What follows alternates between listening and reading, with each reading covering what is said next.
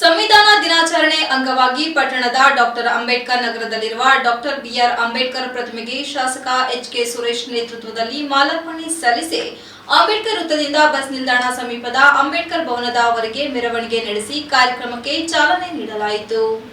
Doctor Ambedkar ಭವನದಲ್ಲಿ ಆಯೋಜಿಸಿದ್ದ ಕಾರ್ಯಕ್ರಮದಲ್ಲಿ ಡಾಕ್ಟರ್ ಅಂಬೇಡ್ಕರ್ ಭಾವಚಿತ್ರ ಮತ್ತು ಸಂವಿಧಾನ ಪೀಠಿಕೆಗೆ ಪುಷ್ಪನಮನ ಸಲ್ಲಿಸಿ ಮಾತನಾಡಿದ ಶಾಸಕ ಎಚ್ಕೆ ಸುರೇಶ್, ಭಾರತ ದೇಶದ ಜನರಿಗೆ ಸಂವಿಧಾನದ ಮೂಲಕ ಸಾಮಾಜಿಕ ನ್ಯಾಯ ಕೊಡಿಸಿದವರೇ ಸಂವಿಧಾನ ಶಿಲ್ಪಿ ಡಾಕ್ಟರ್ ಅಂಬೇಡ್ಕರ್ ಅವರು.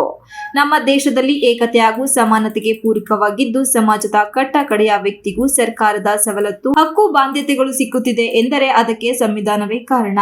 ಭಾವೈಕ್ಯತೆ, ಸಹೋದರತೆ, ಸಮಾನತೆ ಹಾಗೂ ಸಮಾಜ ನಿರ್ಮಾಣಕ್ಕಾಗಿ ಡಾಕ್ಟರ್ ಅಂಬೇಡ್ಕರ್ ಅವರು ರಚಿಸಿದ ಭಾರತದ ಸಂವಿಧಾನ ವಿಶ್ವಕ್ಕೆ ಮಾದರಿಯಾದ ಉತ್ಕೃಷ್ಟವಾದ ಸಂವಿಧಾನವಾಗಿದೆ.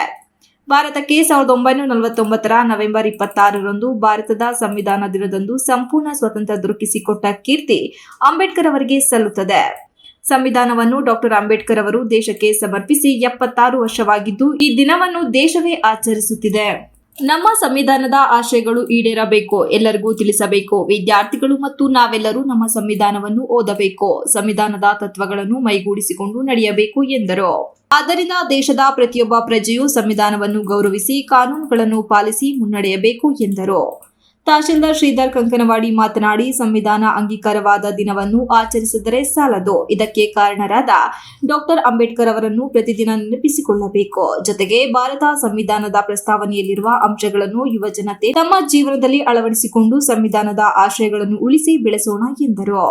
ಜಿಲ್ಲಾ ಪಂಚಾಯಿತಿ ಮಾಜಿ ಸದಸ್ಯರಾದ Latha Manjeshwari, CS Prakash, police inspector Revanna, ಸಮಾಜ ಕಲ್ಯಾಣ ಇಲಾಖೆ ಸಹಾಯಕ ನಿರ್ದೇಶಕ ಲಿಂಗರಾಜು, ಅಧೀಕ್ಷಕ Byrayya, taluk panchayat EO Satish, BEO Bhagyamma, BRC Shivamariyappa, BSP ಮುಖಂಡ ಗಂಗಾಧರ್ ಬಹುಜನ್, ಜಿಲ್ಲಾ ಪಂಚಾಯಿತಿ ಮಾಜಿ ಸದಸ್ಯರುಗಳಾದ ಲತಾ ಮಂಜೇಶ್ವರಿ, ರೇವಾ ಪ್ರಸಾದ್ ಮತ್ತು ಸಿಎಚ್ ಪ್ರಕಾಶ್, ವಿಭಾಗೀಯ ಸಂಚಾಲಕ ಲಕ್ಷ್ಮಣ್ ಬೇಲೂರು, ದಲಿತ ಮುಖಂಡರಾದ ಮರಿಯಪ್ಪ, ಪರ್ವತಯ್ಯ, ಮಂಜುನಾಥ್, ರಮೇಶ್ ತೆಂಡೆಕೆರೆ, ಬಾಬು, ಹರೀಶ್, ವಸಂತಕುಮಾರ್ ಸೇರಿದಂತೆ ಇತರರು ಇದ್ದರು.